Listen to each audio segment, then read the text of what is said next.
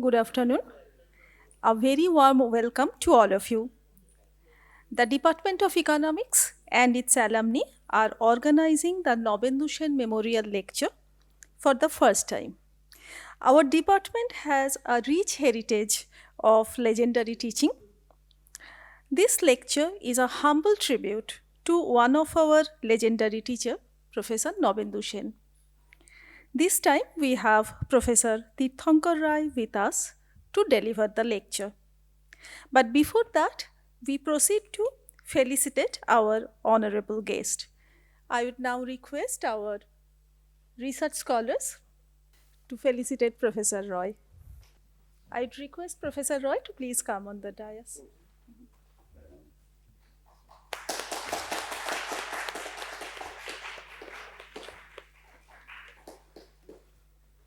Sir, please. We shall now felicitate Madam Chandrima Sen, daughter of our Professor Nabendu Sen. I would request our research scholars to please felicitate Madam Sen.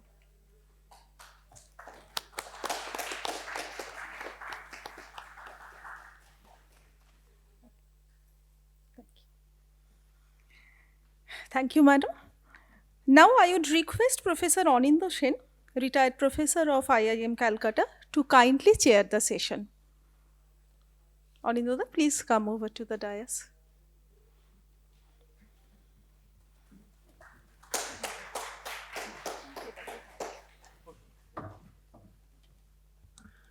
Good afternoon. I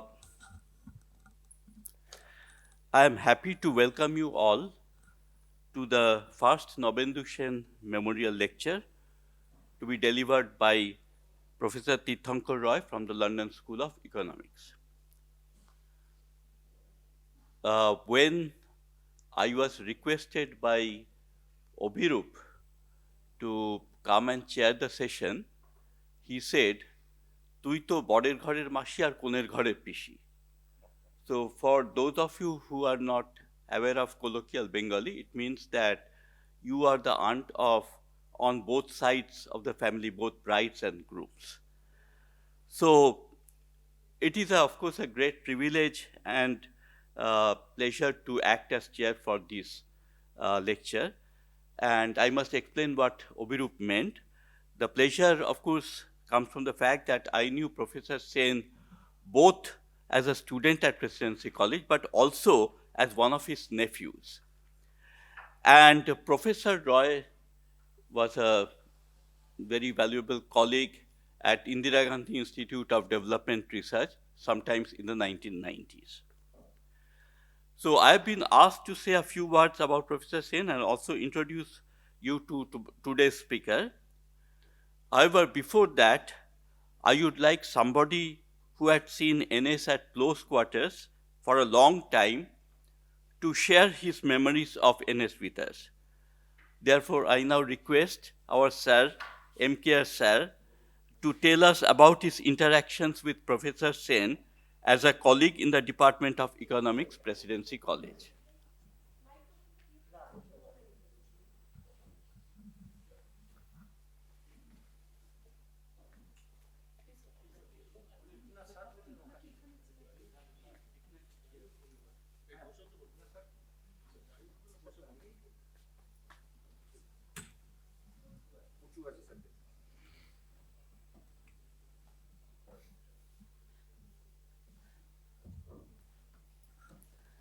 আমার ধারণা এখানে সবাই বাংলা বোঝেন,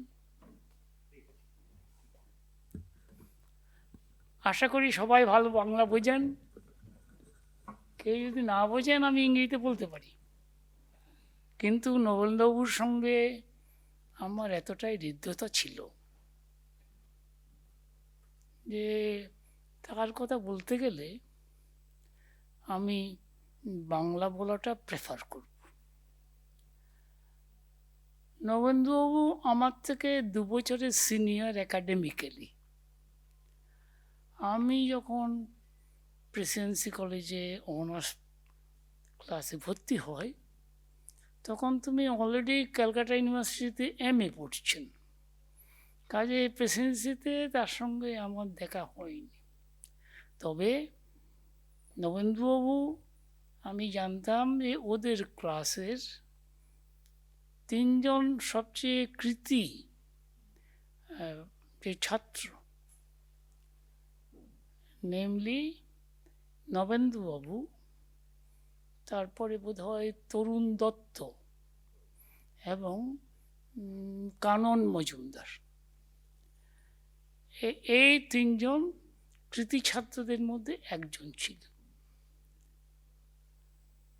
তা সেটা তারপরে তার সঙ্গে আমার হৃদ্যতা হওয়ার আগেই আমি জেনেছিলাম তার বংশ পরিচয়। তিনি হচ্ছেন দীনেশচন্দ্র সেন মহাশয়ের নাতি, এবং দীনেশচন্দ্র সেন স্যার আশুতোষের একজন, মানে ইন্ডাক্ট করেছিলেন উনি দূর সে পূর্ববঙ্গের আমার ধারণা ময়মনসিংহ জেলা থেকে, যেখানে উনি গায়ে গায়ে ঘুরে ময়মনসিংহ গীতিকা সংগ্রহ করেছিলেন। সেখানে যে গাঁয়ের মধ্যে ইয়েতে যে সমস্ত পদাবলী কিংবা নানা কবিতা ছিল সেগুলি বিশাল একটা গ্রন্থে সংগ্রহ করেন, সেটা টিকা দেন এবং তার উপরে লেখেন। এবং স্যার আশুতোষ যেরকম গুণগ্রাহী ছিলেন তাতে এটা সহজেই বোঝা যায় যে কেন তিনি একজন গাঁয়ের হেডমাস্টারকে ক্যালকাটা ইউনিভার্সিটির বাংলা বিভাগের প্রধানভাবে নিযুক্ত করলেন। আশুতোষ সেরকম বহু লোককেই এনেছেন এবং সবাই প্রত্যেকেই মানে কন্ট্রিবিউশন করেছেন। সবচেয়ে বড় অফকোর্স CB রমন, তিনি তখন এই কাজ করেন, ল্যাবরেটরিতে কাজ করেন। আর স্যার আশুতোষ তার সঙ্গে কথা বলে উনি ক্যালকাটা ইউনিভার্সিটিতে তাকে নিয়োগ করেন। এবং দীনেশচন্দ্র সেন মহাশয়ের যে পুত্র এবং নাতি তারা সবাই কৃতী। তার মধ্যে সবচেয়ে নামকরা একদিক থেকে তিনি হচ্ছেন সমর সেন। সমর সেন ছিলেন আধুনিক কবি, এবং সেটা যদিও কিছু কিছু তাকে লোকে ব্যঙ্গ করত, কিন্তু এটা কোনো সন্দেহ ছিল না তার কবিতা একটা নতুন যুগের সৃষ্টি করেছিল। আর সমর সেন সম্বন্ধে আমি জানতাম তিনি একজন অসাধারণ কৃতী ছাত্র, কিন্তু যেহেতু তাদের বাড়িতে ঠিক সেরকম মানে সেরকম পড়াশুনোর অতটা ছিল না, মানে জায়গা ছিল না, ইন দ্য সেন্স যে একটা ক্রাউডেড ছিল। উনি যেটা করলেন সেটাও খুব ইন্টারেস্টিং। উনি তখনকার দিনের ইয়েতে একটা ফার্স্ট ক্লাস ট্রামের একটা মান্থলি টিকিট করলেন। সেই মান্থলি টিকিট যেটা বেহালা থেকে এসপ্লেনেড যায়, আবার সেখান থেকে ঘুরে বেহালা যায়। আমার ধারণা তখন নবেন্দুবাবুরা বেহালাই ছিলেন। এবং সমরবাবু তিনি ওই ফার্স্ট ক্লাস ট্রামে চড়ে তার পুরো MA ক্লাসে যা যা পড়া দরকার হয় সব ওখানে রপ্ত করলেন, এবং উনি ফার্স্ট হয়ে MA পড়তে করলেন। সমরবাবুর আরেকটাই ছিল, তিনি নাও কবিতার, নাও সংবাদপত্রের উনি প্রতিষ্ঠাতা ছিলেন এবং এডিটর ছিলেন, এবং সেটা তখনকার যারা বিদ্বজ্জন তাদের কাছে প্রচুর সমাদর পেয়েছিল। এবারে নবেন্দুবাবুর ক্ষেত্রে আমি যেটা বলবো সেটা হচ্ছে মোস্টলি ওর সঙ্গে আমার যে পরিচয় সেটা কিভাবে হলো সেটা আমি বলেছি। আমি যখন প্রেসিডেন্সি কলেজে প্রথম যখন পড়াতে শুরু করি তখন নবেন্দুবাবু প্রেসিডেন্সিতে ছিলেন না, তিনি অন্য কোনো গভর্নমেন্টে কলেজে ছিলেন। তার 1 বছর কিংবা 1.5 বছর পরে তাপসবাবুর তাপসবাবুর কল্যাণে উনি প্রেসিডেন্সিতে চলে আসেন। তারপর থেকে নবেন্দুবাবুর সঙ্গে আমার ঘনিষ্ঠ সম্পর্ক। আমি যতদিন প্রেসিডেন্সিতে কাজকর্ম করেছি এবং আমার সবচেয়ে বেশি রিসার্চের কাজ, যেগুলিকে আমি বলবো আমি সবচেয়ে বেশি ভালো মনে করি, সেইগুলি আমি প্রেসিডেন্সিতে করেছি। এবং আমার যে কোনো লেখার ফার্স্ট ড্রাফট আমি নবেন্দুবাবুকে দিয়ে পড়িয়ে নিতাম, এবং নবেন্দুবাবুর কাছ থেকে আমি সবচেয়ে আমি বলবো ক্রিয়েটিভ ক্রিটিসিজম যেটাকে বলে সেটা পেতাম। সেটা দীপকবাবুও দেখতেন, তিনিও অনেক ভালো দিলেন, কিন্তু আমার মনে হয় যে নবেন্দুর কাছ থেকে আমি সেদিক থেকে সবচেয়ে বেশি ঋণী। নবেন্দুবাবুর সঙ্গে ঘনিষ্ঠতার আরেকটা কারণ হচ্ছে আমি প্রেসিডেন্সি কলেজে সকালবেলা পৌঁছে যেতাম 9টার আগে, এবং প্রেসিডেন্সি আমি ছাড়তাম 7:15। তখন 7:45 একটা বজবজ লোকাল শিয়ালদা থেকে বজবজ যেত, যেটাতে লোকজন বেশি হতো না। কাজেই নবেন্দু আর আমি তখন ওখান থেকে বেরিয়ে প্রেসিডেন্সি কলেজ বেরিয়ে সূর্যসেন স্ট্রিট দিয়ে গিয়ে শিয়ালদার স্টেশন গিয়ে একটা পেছনের দিকের কম্পার্টমেন্টে বসতাম, গল্প গুজব করতাম যাওয়ার পথে পথে। নবেন্দুবাবু লেক গার্ডেন্সে নেমেই যেতেন, ওর বাড়ি ছিল তখন লেক গার্ডেন্সে। আমি ঠিক তার 2টো স্টেশন পরে, অর্থাৎ একটা বলছে টালিগঞ্জ আর একটা হচ্ছে নিউ আলিপুর। ওই নিউ আলিপুর স্টেশনে আমি নেমে যেতাম। কাজেই আমাদের সেই সময়ের যে আলাপ আলোচনা সেটা ইকোনমিক্স সম্বন্ধে নয়, ইকোনমিক্সের বাইরে। কারণ আমি দেখলাম নবেন্দুর সঙ্গে অনেক বিষয়ে, বিশেষ করে সাহিত্যের ক্ষেত্রে আমার অনেকখানি মিল আছে। প্রথমত আমি দেখলাম যে আমরা দুজনেই P.G. উডাউসের পরম ভক্ত, এবং আমাদের দুজনের মতেই P.G. উডাউসের সর্বশ্রেষ্ঠ সৃষ্টি হচ্ছে leave it to Smith, Smith spelled with P silence. এবং উনি সেখান থেকে মাঝে মাঝে কিছু ইনসিডেন্ট বলতেন, আমিও কিছু বলতেন। উনি বললেন একটা, সেটা আমার এখনো মনে আছে, যে স্মিথ যখন যে মহিলাকে করছেন, তিনি অতটা যখন করছেন না, তার ওটার উপরে প্রপার রেসপন্স করছেন না, তিনি ডেকে বললেন, শুনুন শুনুন, আমি কিন্তু এসব ছাড়াও গঙ্গাদিন গাইতে পারি। ভেবে দেখুন, চারদিকে বৃষ্টি হচ্ছে, একেবারে ড্রিয়ারি হাওয়া, তখন গঙ্গাদিন গাইতে শুনতে আপনার ভালো লাগবে, and that may way this skill make all the difference. কাজেই ওটা আমি দেখলাম যে উনি নবেন্দু ওই ধরনের মানুষই। তারপরে আরেকটা জিনিসেও আমি দেখেছি, ওর সঙ্গে আবার মিল আছে।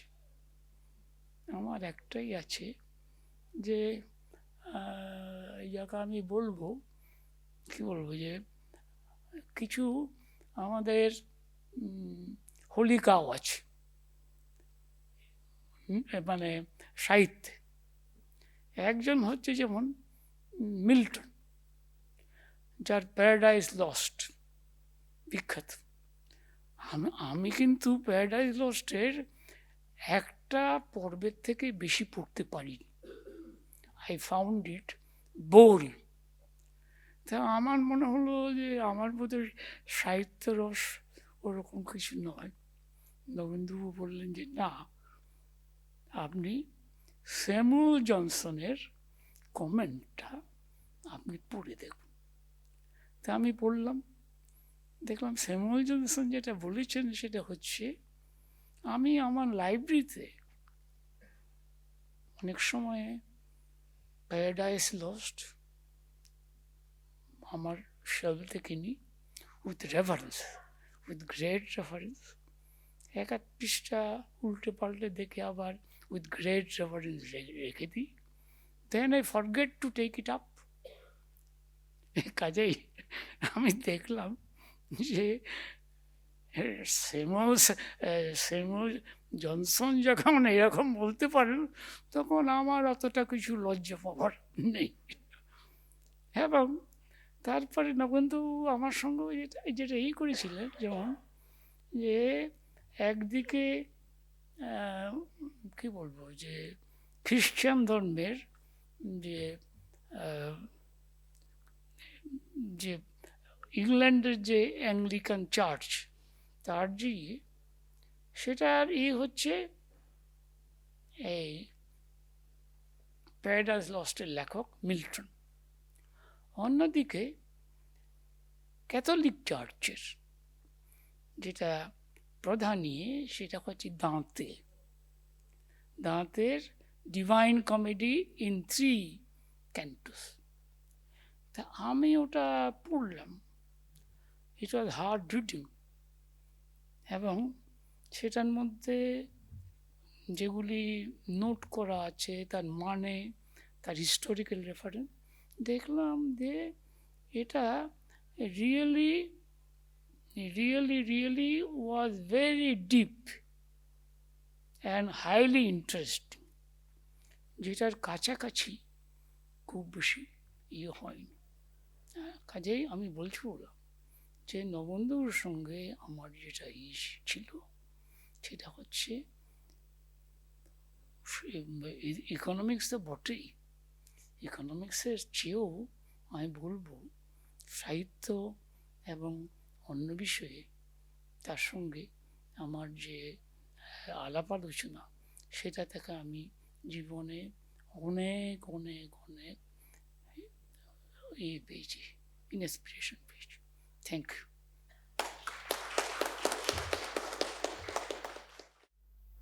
স্যারের পদানুসরণ করে আপাতত একটু বাংলায় চলে যাই। স্যার, অনেক ধন্যবাদ।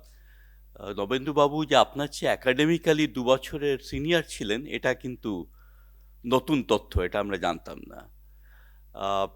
এরপরে মানে আমাদের সৌভাগ্য যে আমাদের সঙ্গে নবেন্দুবাবুর মেয়ে চন্দ্রিমা আজকে উপস্থিত আছে। চন্দ্রিমাকে বলবো প্রথমে একটু বাবার সম্বন্ধে, ওর কিছু স্মৃতি যদি আমাদের সঙ্গে শেয়ার করেন।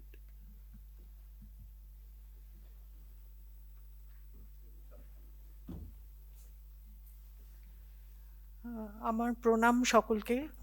ইকোনমিক্স ডিপার্টমেন্টের ছাত্ররা, বাবার পুরনো ছাত্ররা এরকম একটা অনুষ্ঠানের আয়োজন করেছেন বক্তৃতার। এটাতে আমি খুবই মানে অভিভূত হয়ে গেছি। এটা আমার পক্ষে একটা, this is a very emotional moment. তো বাবার সম্বন্ধে বলতে গেলে যেটা প্রথমেই মনে হয় যে বাবা 1933-এ জন্মেছিলেন 10ই অক্টোবর বেহালার বাড়িতে, যেখানে দীনেশচন্দ্র সেনের বাড়ি ছিল, সেইখানে বাবার জন্ম।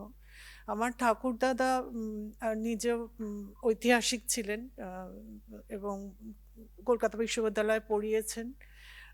বিনয়চন্দ্র সেন, আমার ঠাকুমা বেলা দেবী, অত্যন্ত মানে মেধাবিনী ছিলেন, যদিও সেই অর্থে কোনো মানে প্রথাগত ডিগ্রি তার ছিল না। বাবা কিন্তু অনেক ছোটবেলাটাই বাড়িতে পড়াশুনো করেছেন। আমার কাকা ছিলেন বাবার পরের ভাই, দিব্যেন্দু সেন, ওনার অস্টিওমেলাইটিস ছিল। তো দুই ভাই খুব কাছাকাছি বয়সের, এক ভাই স্কুলে গেলে অন্য ভাইয়ের মন খারাপ হবে, সেই জন্য বাবাকে স্কুলে দেওয়া হয়নি। তো বাবা বাড়িতে পড়তেন। এই করতে গিয়ে ক্লাস 9-এ প্রথম স্কুলে ভর্তি হলেন, রাজেন্দ্র প্রসাদ বিদ্যালয়, বাড়ির কাছে। বাবা খুব ফ্রেইল ছিলেন ছোটবেলা থেকেই, খুব মানে দুর্বল শরীরে। তো কাছে একটা স্কুলে ভর্তি করা হলো। বাবার কাছে গল্প শুনেছি যে ওখানে সকালবেলা প্রেয়ারে গান হতো, চল রে চল রে চল ঊর্ধ্ব গগনে বাজে মাদল। বাবা খুব মানে ইমোশনাল হয়ে এই গানটা অনেকবার আমাকে শুনিয়েছেন আর কি ছোটবেলায়, যে এইটা আমরা করতাম। ওখান থেকে পাশ করে বাবা চলে আসেন চারুচন্দ্র কলেজে, ওটাও বাড়ি খুব কাছে, তখন শরৎ ব্যানার্জি রোডে আমার ঠাকুরদাদা থাকতেন। তো সেইখানে চারুচন্দ্র কলেজ থেকে বাবা ইন্টারমিডিয়েটের র্যাঙ্ক করেন। তারপরে আসেন প্রেসিডেন্সি কলেজে।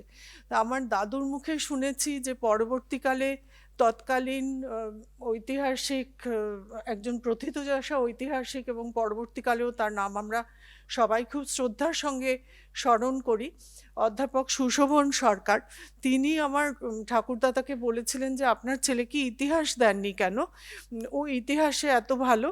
তখন আমার দাদু আমার কাছে গল্প করেছিলেন যে দিইনি, কারণ তোর বাবা পড়তে চায়নি, অর্থনীতি পড়বে বলেছিল। বাবা বলেছিলেন বিষয়টা নতুন এবং এইতে অনেক কিছু হতে পারে, আমি এটাই পড়তে চাই। তো আমার ঠাকুরদাদা আমার বাবার সেই ইচ্ছাটাকে সম্মান দিয়েছিলেন। তারপরে বাবা যেটা বলছিলেন এর আগে মিহির কাকু, যে 3জন ছিলেন বাবাদের বছরে, বাবা থার্ড হন বিয়েতে, থার্ড হন। তো তরুণবাবু ফার্স্ট হন, কারণবাবু সেকেন্ড, আমার বাবা থার্ড হন বিয়েতে, ফার্স্ট ক্লাসে। তারপরে মাস্টার্স করে কিছুদিন ছিলেন ইন্ডিয়ান চেম্বার অফ কমার্সে। তবে বাবার বোধহয় সেখানে খুব একটা মন টিকছিল না, মানে পড়ানোর জিনিস নয় তো, মানে অন্য ধরনের কাজকর্ম। তারপরে বাবা প্রথম চাকরি, বাবার সরকারি চাকরি কলেজে, সেটা হচ্ছে ঝাড়গ্রাম রাজ কলেজে। বাবা চিরদিন ঝাড়গ্রামের কথা আমার কাছে খুব বলেছেন, এবং ওইখানকার পরিবেশ যে কী সুন্দর ছিল, এবং বিশেষ করে বাবার খুব মানে মন কেঁদেছিল ওখানকার লোধাদের জন্যে, যারা নাকি বাবারা যেখানে থাকতেন সেখানে এসে বলতো যে কিছু খেতে দে বাবু, এবং বাবা যদি কিছু দিতেন ওরা খালি বলতো যে তুই খুব কঠিন বাবু, তুই খুব কঠিন। তো পরবর্তীকালে বাবা আমাকে বলেছিলেন কঠিন শব্দটা ব্যবহার হয় ভালোর জন্যে, হ্যাঁ, মানে ওরা যাকে খুব সফট ভাবছে, ভালো ভাবছে, তাকেই কঠিন বলা হয়। বাবা কিন্তু সারা জীবন তেমনই কঠিনই রয়ে গেছিলেন। হ্যাঁ, তো সেই রকমই রয়ে গেছিলেন।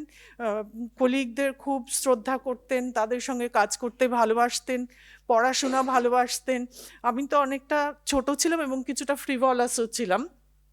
অতটা বুঝতে পারিনি তখনও যে বাবা কি পড়াশোনা করছেন বা তার গুরুত্ব কি, তার গভীরতা কি। কিন্তু প্রত্যেক দিনই বাবা রাত্রিরে অনেকক্ষণ ধরে পড়াশুনো করতেন, আর সকালবেলা উঠে একটা ক্রসওয়ার্ড সলভ করতেন, স্টেটসম্যানের ক্রসওয়ার্ড। আর খুব মানে স্মোক করতেন আর কি, সিগারেট খুব খেতেন, এইটা আমার খুব মনে আছে। আর চা ভালোবাসতেন, আর সকালবেলায় কলেজে চলে আসতেন একদম। আর ওই যেটা বলছেন কাকু, যে একদম মানে রাতের দিকেই 8টার পরেই ফেরত আসতেন বাড়ি। অল্প সময় আমার সঙ্গে থাকতেন। যখন বাবার একটা ছিল, বাবা খুব রবীন্দ্রসঙ্গীত ভালোবাসতেন, ক্লাসিক্যাল মিউজিক ভালোবাসতেন, এইগুলো আমাদের একসঙ্গে শোনা হতো। এমনকি আমরা গীতবিতান খুলে গানও করেছি। হ্যাঁ, তো এই he is a father who is missed dearly and as an academic mentor also. মানে সেটাই আমি বলবো।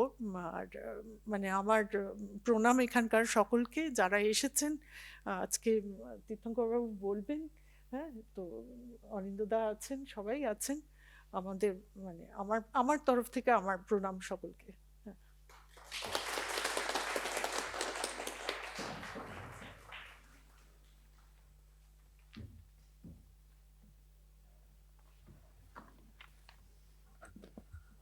চন্দ্রিমা, ধন্যবাদ। তোমার কাছ থেকেও অনেক নতুন তথ্য পেলাম। আমি মাঝে মধ্যে তোমাদের বাড়িতে গিয়েছি, কিন্তু অবশ্য অনেক কিছুই দেখিনি। তা সত্ত্বেও আমি বেশি কিছু না, মানে আমি একটা মোটামুটি তৈরি করে এসেছি, একটু ইংরেজিতেই বলছি, স্যার কিছু মনে করবেন না আশা করি। তো কয়েকটা গ্যাপ একটু ফিল আপ করা। আর নবেন্দুবাবুকে মানে আমি তো ছাত্র হিসেবে দেখেছি, তো একটু ছাত্রদের দিক থেকে কীরকম ভাবে আমরা দেখতাম সেটা সম্বন্ধে যদি একটু বলতে পারি। আচ্ছা, একটা গ্যাপ একটু ফিল আপ করছি, সেটা হচ্ছে যে নবেন্দুবাবুর ঠাকুরদাদা ছিলেন দীনেশচন্দ্র সেন। তিনি অনেক বেশি সুপরিচিত, কিন্তু একটু ওনার নিজের বাবার সম্বন্ধেও বলা দরকার। মানে কারণ বিনয়চন্দ্র সেন, একটু ইংরেজিতে সুইচ করে যাচ্ছি, was also a noted historian. His thesis entitled Some Historical Aspects of the Inscriptions of Bengal earned him a PhD degree from the School of Oriental Studies, London University. And the salient feature of his work was his attempt to locate various administrative units and kingdoms by a thorough survey of inscriptions known or available to him at that time. That is why I think even though Nabendu Babu came to economics, ultimately, he sort of switched to economic history because he came from a family of historians. And among his publications, I would just mention them. One was this 1976 article in EPW entitled India's Terms of Trade, 1871-72 to 1890-93. And there was also a posthumous volume edited by Professor Anup Sinha, India in the International Economy, 1858 to 1913, Some Aspects of Trade and Finance. Now, unfortunately, he did not write much, and I am indebted to Professor Anup Sinha for some of these things. Apparently, one reason for his not writing more was his belief that his ideas and intellectual queries were too mundane and had obvious answers. His raising them in public academic circles would make him a target of ridicule. His colleagues failed to make him realize that he was exceptional in many ways and had important contributions to make. Now, how did we see him as a teacher in the classroom? He came across as a diffident, shy, and nervous person. After entering the class, he would immediately start talking and writing on the blackboard without making any eye contact with his students. When he turned away from the board, he would fix his eyes on a spot outside the window. Okay? Probably to maintain the sequence of his thoughts, he would keep his hands folded and pace up and down the room. Students knew that if they could take notes of the lecture, then the topic could be covered in toto, so there was always a great demand for notes maintained by the more diligent students. one of his, just as an aside, one of my friends, Jyoti Datto, in fact, took his lectures on Indian currency and expanded them into an 80-page note. At that time, we used to have one paper on essay, 100 marks paper on essay. And Jyoti's hope was that, this would definitely come as one of the topics. It didn't, okay? But I'm pretty sure that he did not feel that his effort was wasted. Now, this is something that struck me recently, so I want to share this with you. You see, Presidency College, I'm going to talk about the college, not the university, has always been known for producing excellent theoreticians, okay? So it is actually a surprise that someone who used to teach economic history, Indian economics, should come to inspire so much love and affection from his students. Particularly, as I've just pointed out, he carried out a monologue in the class. And this is interesting that if you go back to the former students, three names always would be, uttered together: DB, NS, and MKR. So DB and MKR, fine, but NS in between. So I want to give you two quotations, one from our friend Debraj Rai, who is, of course, very well known as an economist. So, start of quotation, this is from one of the blogs that he maintains. We had many excellent teachers, but in my mind, our great teachers were Nabendu Sen, NS, Mihir Rakshit, MKR, and Deepak Banerjee, DB. And then he goes on to say, NS spoke as if he were reading from a book, his own, for there was no one source that put together all the fascinating things he had to say. Entire sentences, complete with appropriate semicolons and parentheses, flowed from him. I don't think he ever directly looked at any of us, and we couldn't be sure that he knew that we were actually there. To this day, I have never met anyone with such quiet, assured command over his lectures. I still have my lecture notes from those courses, and recently I looked at them. In his quiet, composed, and yet utterly fascinating way, he brought economic history to life. Remember, Debraj Roy is a theoretician par excellence. The second quote is from Maitreesh Ghatak. Start of quotation, Nabendu Sen taught us economic history. Even though he was a bit shy in person, he was an eloquent speaker and kept us captivated when talking about topics such as the debate between Maurice Dobb and Paul Sweezy regarding the transition from feudalism to capitalism in Europe. End of quotation. Now, I will now go to a quotation from Taposh Mojumdar, who was writing when Presidency College was converted into Presidency University. And I think it appeared in the Telegraph. It is quoted in that small plaque on Nabendu Sen outside, but I want to give you a more detailed version. So in start of quotation. We have to remember that authentication by students and fellow academics did not always depend on the publication of books and papers, important as these are. In our own department, I remember Nabendu Sen was universally regarded as one of the very best in the area we called Indian economics, without his publishing many significant papers. He was shy and also not a great orator, but some of our students who had traveled to MIT or Harvard or other centers of academic distinction and were, in my perception, choosy and even highbrow, reported again and again that they had met none better than Nabendu Sen in his field.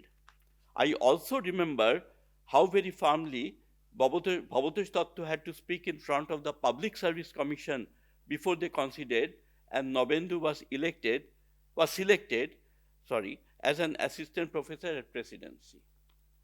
I think this might resonate with us old-timers. I don't know whether it resonates with the faculty members of today, because we have a very different way of selecting faculty members today.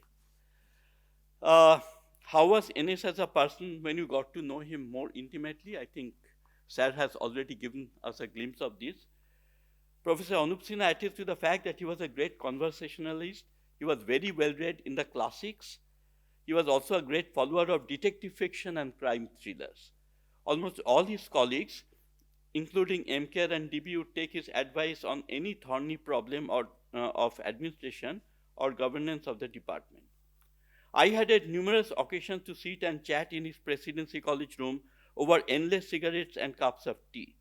I have greatly enjoyed other sessions with him on things beginning from philosophy, current political trends, cinema, theatre, Bengali poetry and literature, to what makes for good education. Now, I would like to end by saying one thing. We have been talking about his diffidence. Chandrima has said that he was physically perhaps not very strong, but we must not forget one thing. His lectures were the product of extremely hard work. They were finished products, but there was a lot of effort which went behind the lectures. He must have read all the available literature on colonial economic history of India. He would make copious notes for every class lecture. About 30 minutes, and some of us have seen this, about 30 minutes before his next class was due, he would pace up and down and puff away on the endless stream of Charminar cigarettes he used to smoke. Along with MKR, as he has already pointed, he would come to office by 9 to 9:15 a.m. and leave after 6 p.m. So I think that Presidency University, by organizing this memorial lecture, is doing a great job of acknowledging its date to one of the finest teachers in the economics department. So we are very grateful for. And now a brief introduction of my very good friend, Tirthankar, whom actually I'm meeting after probably 30 years or so, okay? Professor Roy obtained his master's degree from Vishwabharati. If I am making a mistake, and please correct me. I am picking up things from Wikipedia and Google, and his PhD from the Center for Development Studies, Trivandrum. He was a faculty member at IGIDR when I was there. This is early 1990s. And then he joined Gokhale Institute of Politics and Economics as a professor, and then he joined LSE. He teaches South Asia and global history at the LSE. His work on economic history tries to answer three questions. Is there a long-term pattern in Indian capitalism? Number one. Number two, does history help us understand how capitalism in India works today? And the third question, how do climatic conditions shape economic change in the long run? He has published over 25 books. Sorry, I didn't get the time to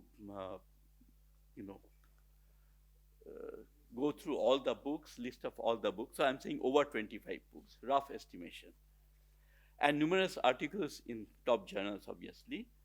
His recent publications include Law and the Economy in Colonial India with Anand V. Swamy, published by the University of Chicago Press, and Water and Development, the Troubled Economic History of the Arid Topics, going to be published by Oxford University Press. Is it out? No, currently in press. His research interests are history and development of South Asia, global history, empires, and environmental history. He serves on the editorial boards of internationally recognized journals, including the Indian Economic and Social History Review and the Springer Economic History series. I think we can all agree that Professor Roy is exactly the right person to deliver this inaugural memorial lecture. So now I have taken up a lot of time, but now I invite Professor Roy to take the floor.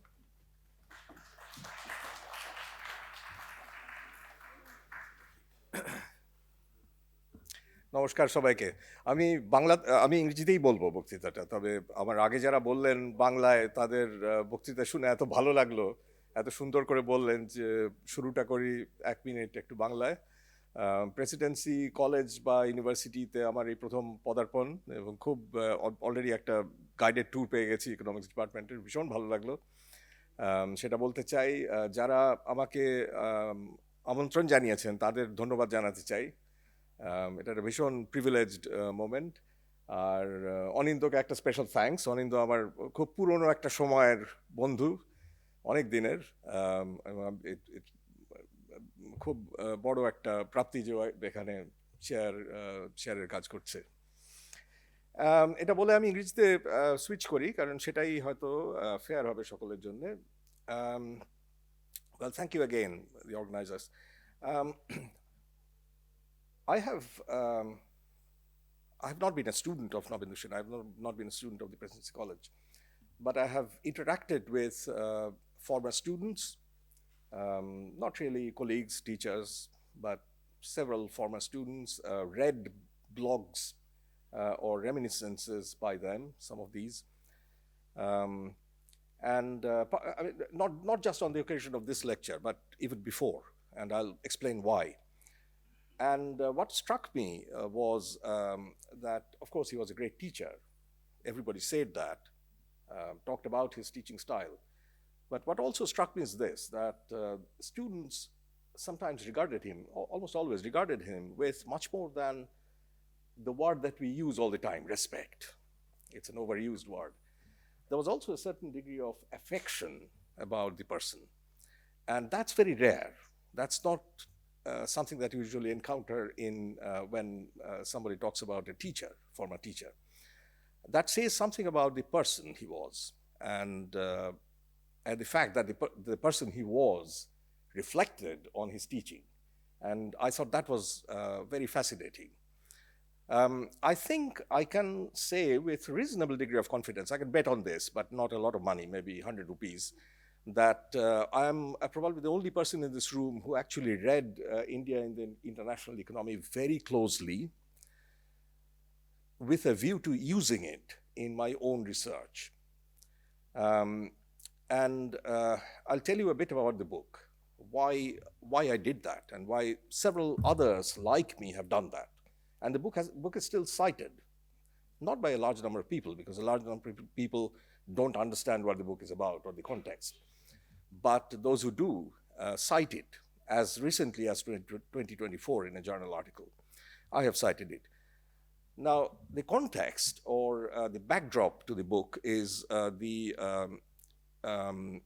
financial and fiscal system which were created almost worldwide, at least half of the world, jointly in interaction by the British Empire and the first 19th century globalization.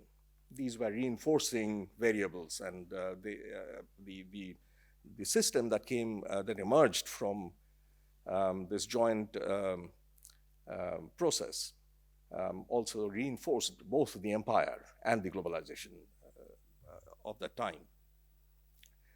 Now, there is if you go through social media, you will see an enormous number of references to this process, the colonial economic system, by a huge number of people. And you will hear how it impoverished India, what it did to India, all sorts of things. I can tell you with great confidence that none of them, not one of these social media writers, really understand the concepts that we need to analyze that system, the infrastructure, the software that held the globalization together, or understand what kind of evidence are needed to test claims, or understand or know where that evidence comes from. It's a very rare knowledge. There are about maybe a handful of people, maybe half a dozen people who know that side of things, how to analyze this subject. Nabendu Sen was one of them. And the reason why he's cited is that the book still has very close, in-depth description, understanding, especially on two things, public debt and tariffs, among several other subjects. But these were the two most well-developed subjects in the book. And cited exactly for that reason, that the treatment was really, really in-depth. There are possibly half a dozen people who understand the value of that analysis, and they cite it, they have to. What the book, however, did not have, but it was very evident when you go through that book is that Professor Sen had a sense of purpose, an argument, a sense of why this history matters. But he didn't articulate that. The book doesn't articulate that. So that's our loss. But even so, the book remains well cited, not by a large number of people, because a large number of people don't do serious work on this, but by those who do. Having said that, my talk today is not about the colonial economic system, which is really takes off from the late 19th century. I have to battle with the social media sentiments so much, and much of it is very rhetorical, very drained, deindustrialization, this kind of start to bore me. So I'm going back a little further back and talk about the emergence of empire. Now, there is a book which is going to come out maybe in a couple of months' time, which this lecture is based on. Without making you wait for 45 minutes to hear what the conclusions are, let me give you right away what this book is doing. It's asking this question about origin of empires. I mean, most of the European empires which ruled over Asia and Africa, and which is a kind of window into the global history of these regions, unlike Europe itself, they changed state systems, they had a deep impact on trade, migration, on financial systems, on cross-border capital mobility, all sorts of ways they changed the world. They are also very different kind of states, much more militaristic states than the previous ones. But it's a big question in global history. I mean, where did this come from? But then there is a puzzle behind it, and the book is really about that puzzle. The puzzle is that before the 18th century, European power was negligible compared to the interior states, definitely in South Asia, but also in West Africa, several other parts of the world. And the puzzle was that, furthermore, the puzzle was that the Europeans were merchants and little income besides returns on business investment.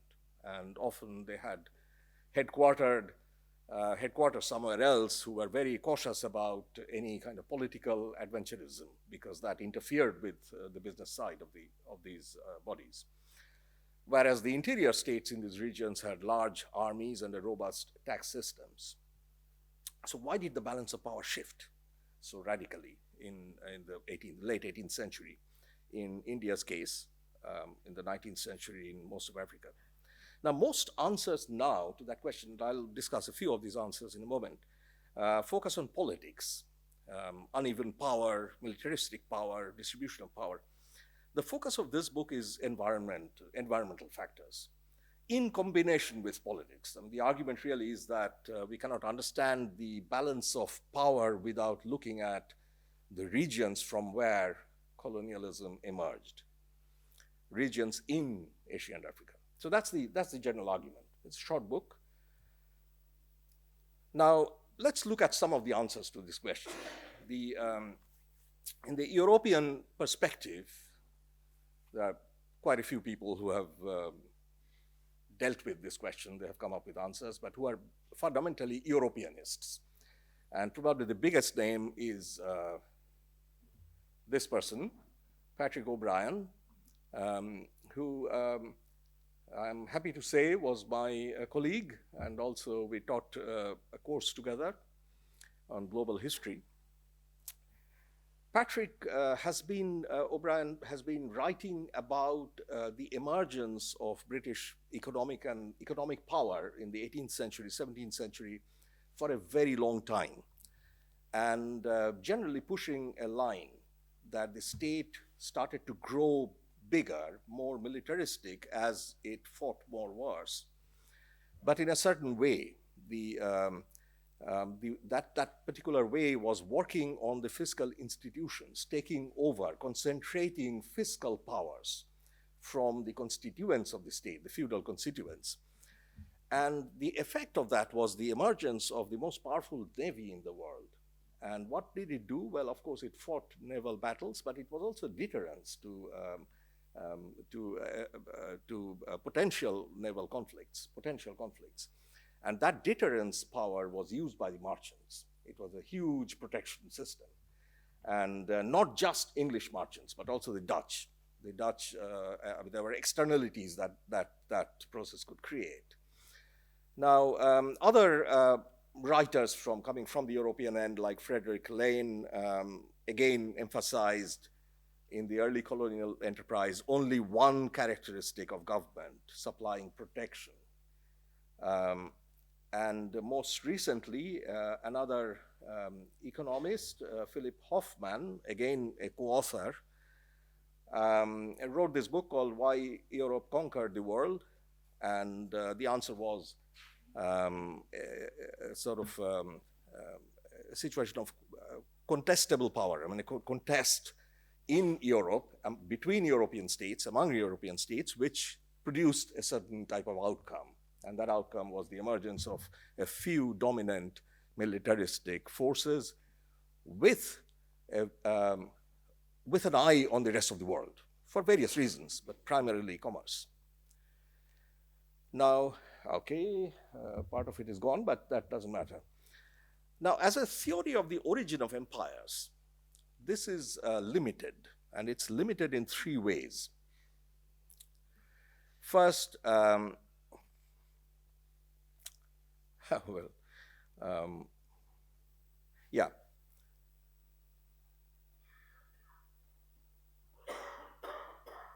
Okay. It's limited in three ways. I mean, the first, that it assumes that naval power mattered above all. It doesn't, because most consequential battles in the 18th century, which had some impact on state formation, were actually fought on land, not on the sea.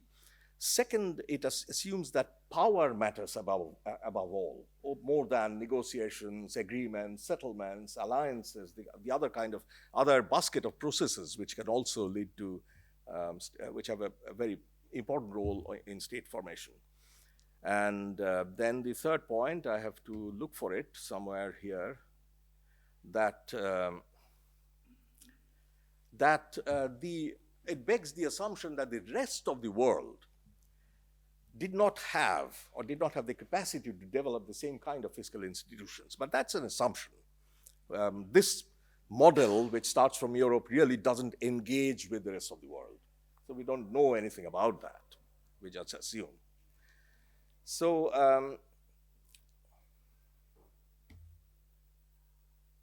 okay. Now, there is also an Indianist perspective on this. And I have, to start with, Oshin Dasgupta, who is a very well-known name to us, wrote a series of articles. I mean, he was primarily a historian of Indian commercial enterprise on the coast, but he wrote a series of articles which produced this, which were trying to explain the shift of power. And what he said was that there was a balance of blackmail between territorial states and coastal powers, coastal commercial bodies, until about 17th century. And that balance of blackmail, I mean, if any of these parties take too much advantage, the other will come after and stop that. The Europeans were strong on the sea, but not on land. And the opposite was true of the Mughal Empire, or Golconda, who controlled important ports. That balance then began to change from the end of the 17th century with the decline of the Mughal Empire. And there are again several ways that shift is explained.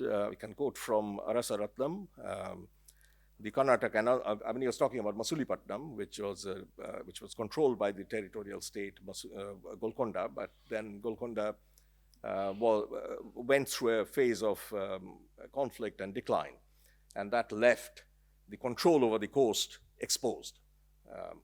So this is, when that happened, when the Mughal Empire declined, the Golconda Empire declined, then the foreign merchants who were operating on the coasts could become more adventurous. So that's what is implied here.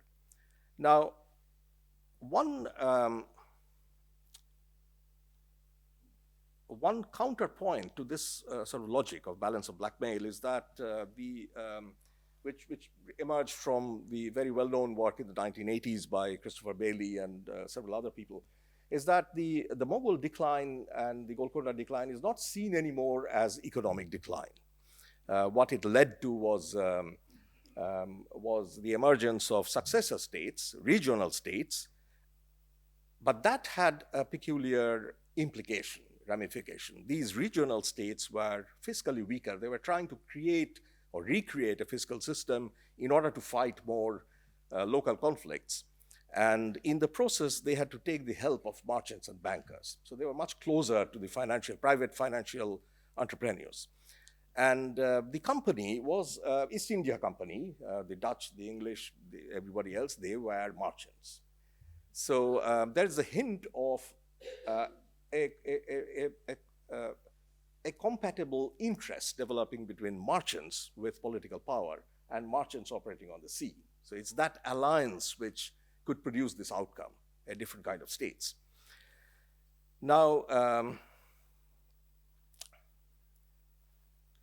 the alliance theory doesn't quite work well for the merchant alliance theory doesn't quite work well for many regions.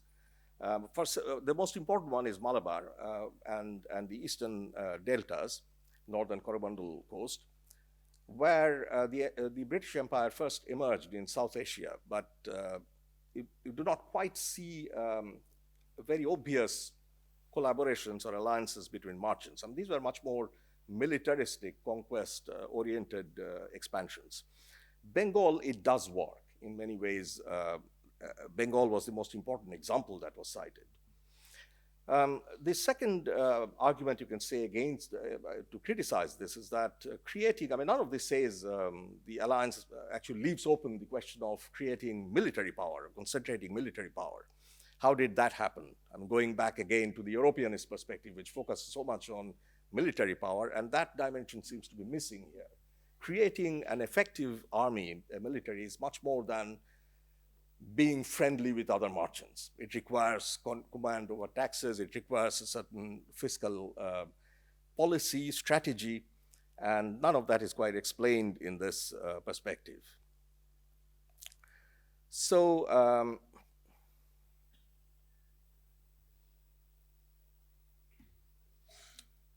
okay.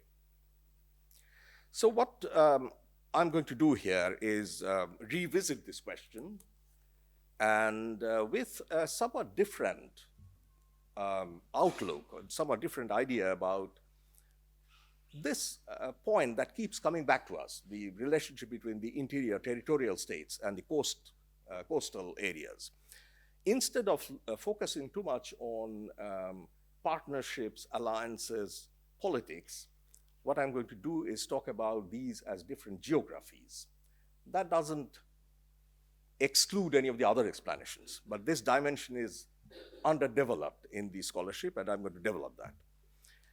Now, the contrast between inland territorial states and the coast, the seaboard, figures in many types of global histories. And one example is Victor Lieberman's enormous book on Southeast Asia, Strange Parallels, where Lieberman follows this idea that the land divides, but the sea unites, in the sense that the sea creates more connections across ports, and that creates a certain type of political momentum, which the landed states often do not have. Now, I'm not really going to go back to that kind of an idea, that the sea unites, because that's a very problematical thing. But what I'm going to do is talk about roughly this map, which shows in different shades enormous parts of South Asia region, which are very arid. The interior is very arid and has very little rain or weak monsoon, very high temperature. It's not much of the regions over which territorial states ruled were not resource rich. And that's the idea that I'm going to pursue. Now, inland, in a tropical monsoon climatic space, is characterized by extreme heat, which evaporates most surface water. leading to a dependence on the monsoon rains. Interestingly enough, the tropical climate also has this dynamic that it produces seasonal rains, but these are very concentrated, leading to extreme seasonality. The contrast between an economically active season and an economically slack season or inactive season is extremely wide, and that's a part of the tropical economic framework. Also produces elevated drought and famine risk. So most interior is not a great place. Geographically, it's a very challenging place to rule. There are exceptions to that rule, and one of the exceptions, huge exception that occurs in the Indo-Gangetic Basin. The extreme heat melts snow, the Himalayan mountain snow, and the snow melt creates this enormous river systems which sustain life in some of the driest regions of the world, just as Nile does and several other river systems that you can see in the tropical regions. That Indo-Gangetic system, especially the western part of it, has been the cradle of all the major empires, including the British Empire, for centuries. I mean, what happens outside it is a much more fluid, more open kind of political dynamic. In this region, the seaboard has a very particular kind of environment. The seaboard has a benign climate, partly because it escapes the extreme heat, partly because if you are located close to the deltas, then you have access to year-round water, something that interior is a much more risky thing. And third, you can combine, if you are on the seaboard, you can combine cultivation with trade. So that reduces risks, that expands portfolio, and in many ways, the seaboard is much better able, not everywhere, but it's better able to escape the risk of famine, which hits the interior from quite regularly. Now that corresponds with also a political contrast between interior and the seaboard. To explain that and also bring in some world history here, there is a well-known literature in economic history which says that the state finances, the pre-modern states had different degrees of capacity, and the states, even the huge empires in Asia and Africa, often had a very limited fiscal resource per capita or per square mile.